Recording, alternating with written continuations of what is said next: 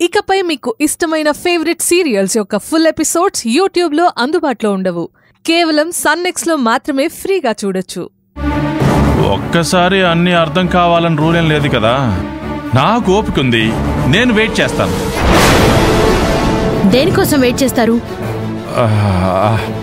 అదే మేడం, ఈ కేసు కోసం ఓపికగా ఉంటాను. రోజాని జైలుకి పంపించడం కోసం వెయిట్ చేస్తానంటున్నాను. అరే, ఒక చిన్న విషయాన్ని పట్టుకుని బాగా లాగదీస్తూ ఎమోషన్స్తో ఆడుకోవాలని రోజా ప్లాన్ చేస్తుంది. ఆ ట్రాప్లో మనం పడకూడదు. నా లగేజ్ నేనే తెచ్చుకుంటాను. ఇందులో నేను సిగ్గుపడాల్సిన పనే ఉంది. నేనే తెచ్చుకుంటాను.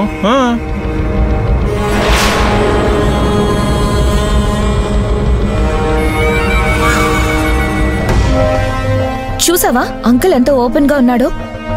ఒక తండ్రి ఇంతకంటే ఏం చేస్తాడు చెప్పు? నా ఆస్తి నాకు ఇస్తానంటున్నాడు, నా కంపెనీ నాకు ఇప్పిస్తానంటున్నాడు, ఆ రోజాని జైలుకి పంపిస్తానని అంటున్నాడు. ఇప్పుడు ఆయనలో నాకు ఒక నాన్న కనిపిస్తున్నాడు.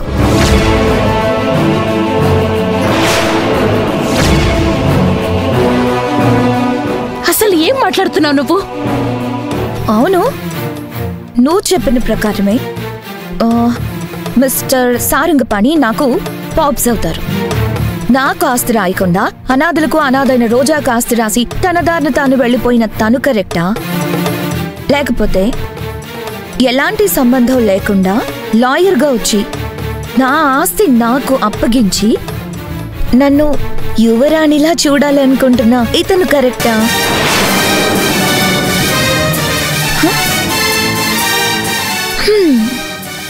బ్లడ్ రిలేషన్ ఏముంది, గుడ్ రిలేషన్ ఉండాలి గాని. చూసావా అంకుల్ ఎంత ఫెయిర్ గా ఉన్నారు? అందుకే పిలుపు కూడా అంకుల్ అనే బదులు నాన్న అని వచ్చేస్తుంది.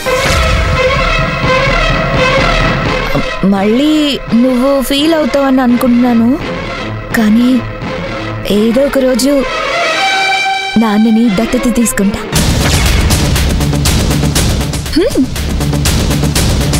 నిత్య, నీకు ఎలా చెప్పాలో నాకు అర్థం కావడం లేదు. నేను వేరే టెన్షన్లో ఉన్నాను. మళ్ళీ కొత్త టెన్షన్స్ పెట్టొద్దు. ఎవరైనా పిల్లల్ని కొడుకుగా, కూతురిగా, మనవడిగా దత్తత తీసుకుంటారు. నువ్వేంటి నాన్నని దత్తత తీసుకుంటానంటున్నావు? తప్పే ఉంది. నీ మానసిక పరిస్థితిని చూసి నేను కంట్రోల్లో ఉన్నాను. లేకపోతే నేను చాలా చెప్పేదాన్ని, చాలా దూకుడుగా ఉండేదాన్ని. నీకొక విషయం చెప్పనా? ఈ ఎమోషన్స్ని కంట్రోల్లో పెట్టుకోవడం పెద్ద గొప్ప అనుకుంటారు, కానీ ఎమోషన్స్ని ఎప్పటికప్పుడు క్లియర్ చేసుకోవాలి. కోపం వస్తే అరవాలి, సంతోషం వస్తే డాన్స్ చేయాలి. ఏ ఎమోషన్ అయినా అదిమి పెట్టి తర్వాత బ్లాస్ట్ అయినప్పుడు నోటికొచ్చినట్టు వాగి డిస్టర్బ్ అయి ఎదుటి వాళ్ళని కూడా డిస్టర్బ్ చేస్తాం. ఇవన్నీ అవసరం లేదు. నేను వినే పరిస్థితుల్లో లేను. నాకేం చెప్పొద్దు.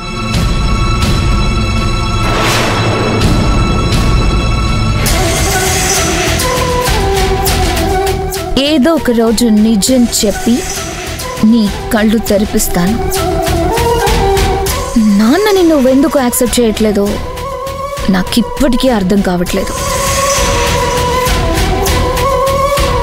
చనిపోయిన సారన్ని తలుచుకుంటూ బాధపడుతున్నావు. అందులో గొప్పే ఉంది. చనిపోయిన వాళ్ళ గురించి కాదు, బ్రతికున్న వాళ్ళ గురించి ఆలోచించడమే కదా గొప్ప. ఈ విషయం నీకెప్పుడు అర్థమవుతుందో ఏంటో.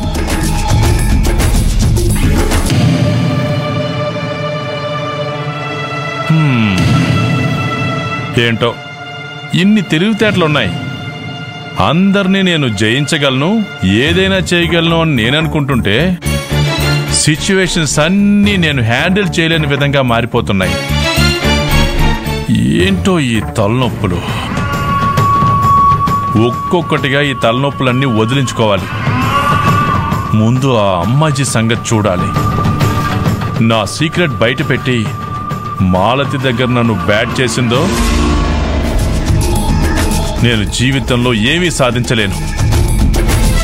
క్రిమినల్ లాయర్ అది ఇది అని మాయ మాటలు చెప్పి చిన్న చిన్న కేసులు చూసుకునే నేను నిత్యను నమ్మించి ఒప్పించి ఇక్కడికొచ్చాను. అమ్మాజీ మాలతి నిత్యాల ముందు నోరు తెరిచిందో నా బతుకు బస్టాండ్ అయిపోతుంది. దీన్ని ఎలాగైనా మేనేజ్ చేయాలి.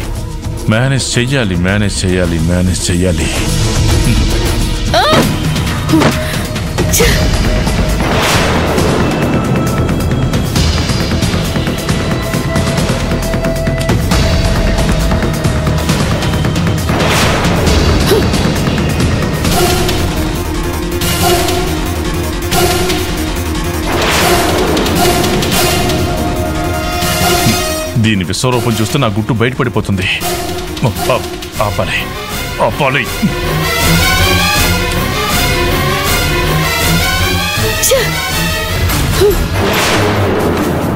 విజు ఏంటి నా బట్టలను ఇలా విసిరేసావు?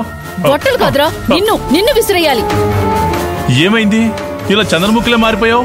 చంద్రముఖి కాదురా, చంద్రముఖి, సూర్యముఖి, ఆ ముఖి, ఈ ముఖి, అన్ని ముఖిలు నేనే. నీకు అర్థం కావడం లేదు. అసలు ఇంకా ఏం మిగిలింది? నాకేం మిగిల్చావు? అది కాదు విజయ్, నాశనం చేసేసావు.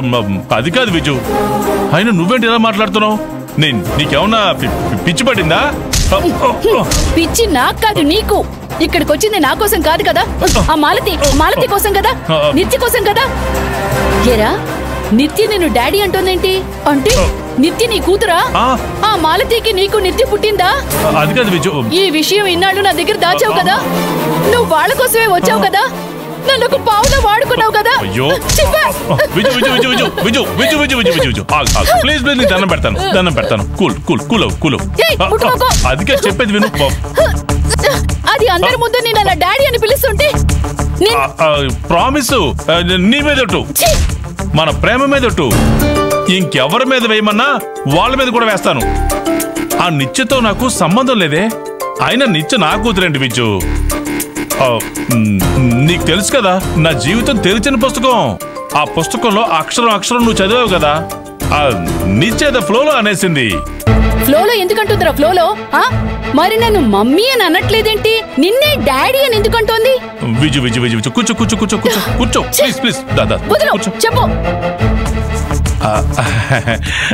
విజు బుజ్జి కదా అన్నట్టు, ఇప్పుడు అసలు కదేంటో చెప్తాను.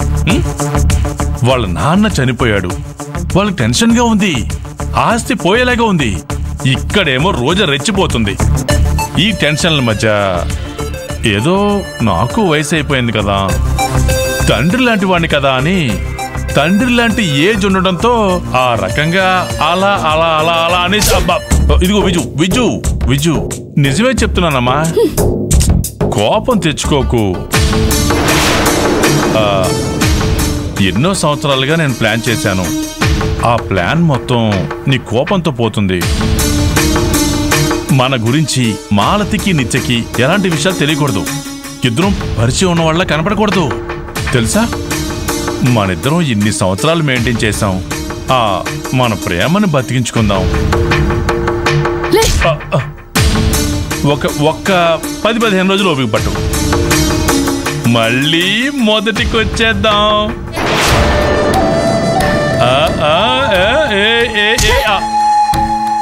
మనం అనుకున్నవన్నీ నెరవేరుతాయి విజు. నేను ఈ కంపెనీకి ఓనర్ అవుతా, నిన్ను మహారాణిలా చూసుకుంటా. నాకు నీ మీద నమ్మకం లేదు, నాకు నమ్మకం మొత్తం పోయింది. ఓ విజు, ఎందుకు ఇలా మాట్లాడతావు? నా బుజ్జి కదా. ఒక్క నిమిషం. ఏంటి? ఒక్క నిమిషం ఆగమంటున్నాను కదా.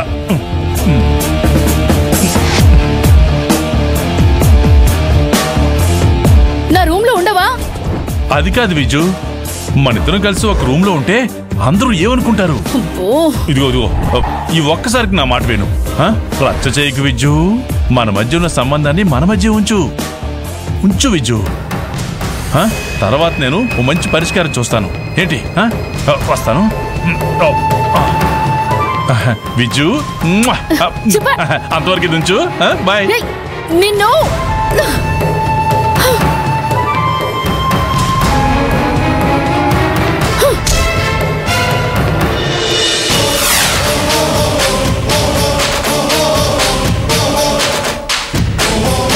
వీడి పొజిషన్ బానే ఉంది.